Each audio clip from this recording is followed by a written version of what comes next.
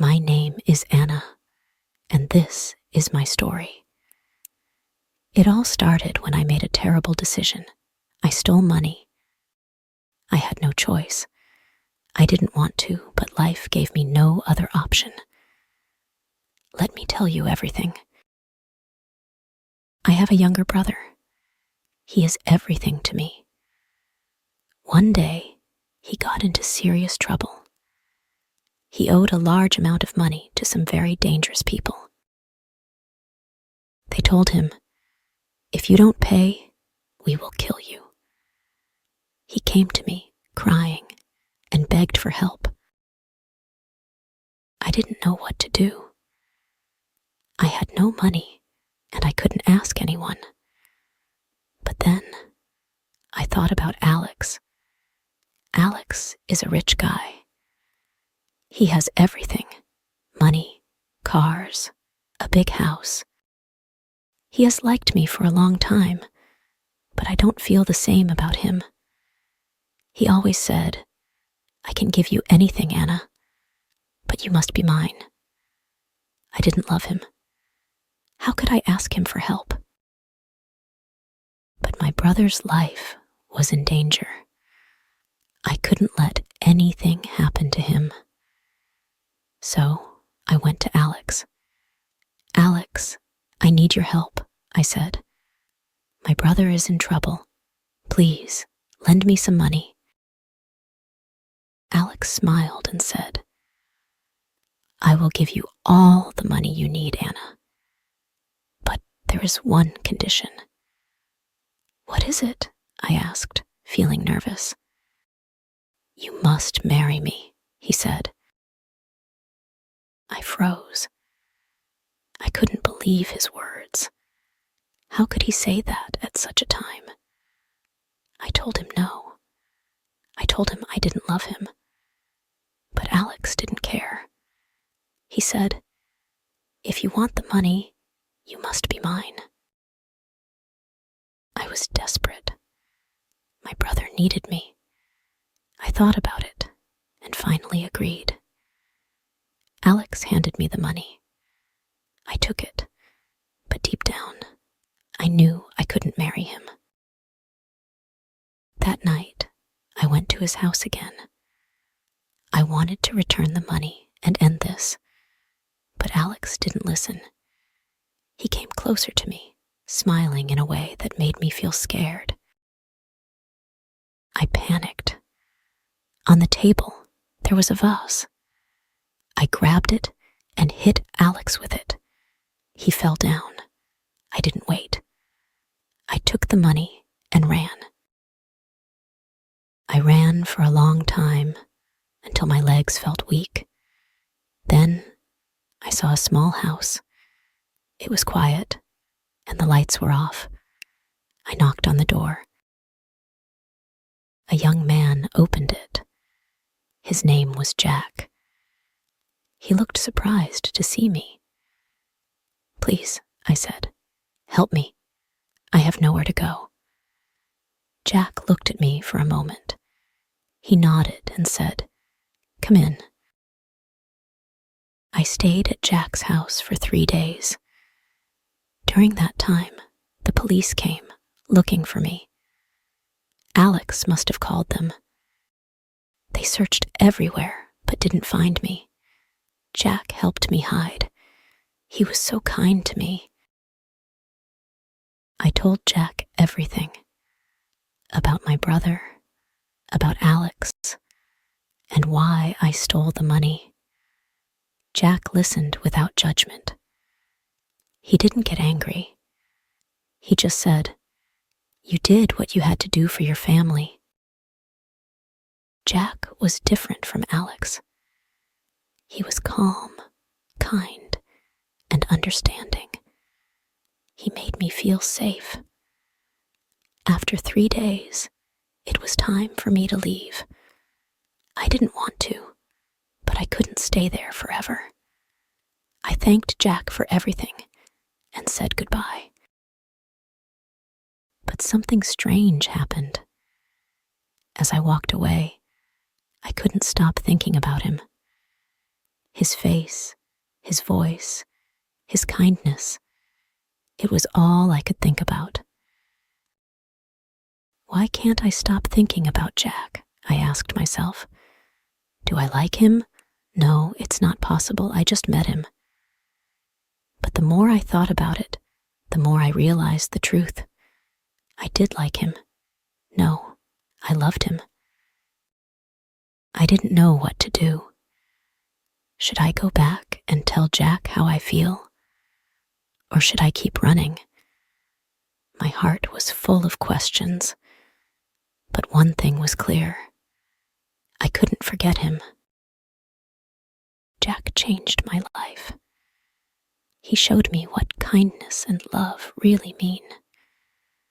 And now, I can only hope that one day I'll see him again. Days turned into weeks, but my thoughts didn't change. I couldn't forget Jack.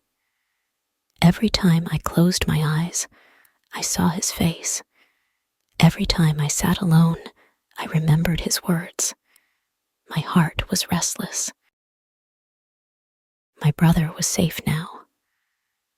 I had used the money to pay off his debt. The dangerous people left him alone, and I was happy about that. But deep inside, I felt empty. Something was missing. One day, I made a decision. I would go back. I didn't know if Jack would accept me or even want to see me, but I had to try. I packed a small bag and started my journey. When I reached Jack's house, my heart was beating fast. What if he was angry? What if he didn't want to see me again? I stood at the door, unsure of what to do. Finally, I knocked. The door opened, and there he was, Jack. He looked surprised to see me. "Anna," he said, "you're back." "Yes," I said, my voice shaking. "I came to thank you again, and to tell you something." Jack stepped aside and let me in. We sat down at the small table in his living room. I looked at him, trying to find the right words. "Jack," I began, "you were so kind to me. You helped me when no one else would. I can't stop thinking about you. I think I've fallen in love with you." Jack looked at me, his eyes full of emotion. For a moment, he didn't say anything. I felt nervous. Did I make a mistake? Finally, he smiled. "Anna," he said, "I've been thinking about you too. I missed you every day since you left. I didn't know if I would ever see you again, but I hoped you would come back." My heart felt like it was going to burst. "You mean, you feel the same way?" "Yes," he said. "I do." We sat in silence for a moment, just looking at each other. I couldn't believe it. Jack cared about me as much as I cared about him. Over the next few weeks, Jack and I spent a lot of time together. He showed me his garden, his favorite books, and even his old guitar. He made me laugh and feel safe, something I hadn't felt in a long time. But life wasn't so simple. Alex hadn't given up. He wanted revenge. One evening, while Jack and I were sitting outside, we heard a car approaching. My heart sank. I knew it was Alex. He got out of the car with two men. They looked angry. Alex walked toward us. "Anna," he said, "you thought you could steal from me and run away." Jack stood up and stepped between us. "Leave her alone," he said firmly. Alex laughed. "And who are you? Her protector? Stay out of this." "I won't let you hurt her," Jack said. The tension was thick. Alex's men started to move closer, but Jack didn't back down. He looked strong and calm, but I could see he was ready to fight if he had to. "I'll call the police," Jack said. "Do you really want more trouble, Alex?" Alex hesitated. He didn't want the police involved. Finally, he sneered and said, "This isn't over, Anna. You owe me." Then he turned and left. After that night, Jack and I decided to leave the town. It wasn't safe anymore. We packed our things and moved to a small, quiet village far away. Life in the village was peaceful. Jack found a job as a teacher, and I started working at a small shop. We were happy. We didn't have much, but we had each other, and that was enough. One evening, as we sat by the fire, Jack looked at me and said, "Anna, I want to spend the rest of my life with you. Will you marry me?" Tears filled my eyes. "Yes," I said. "Yes, I will." Our wedding was simple, but beautiful. We didn't need a big celebration. All we needed was love. Looking back, I realize how much I've changed. I made mistakes, but those mistakes led me to Jack. He taught me what it means to love and to be loved.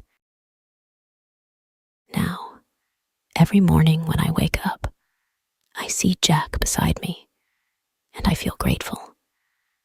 My life isn't perfect, but it's filled with love, and that's all I could ever ask for. And so, this is my story, the story of how I found love, hope, and a second chance. If you enjoy the story, please like, subscribe, and share.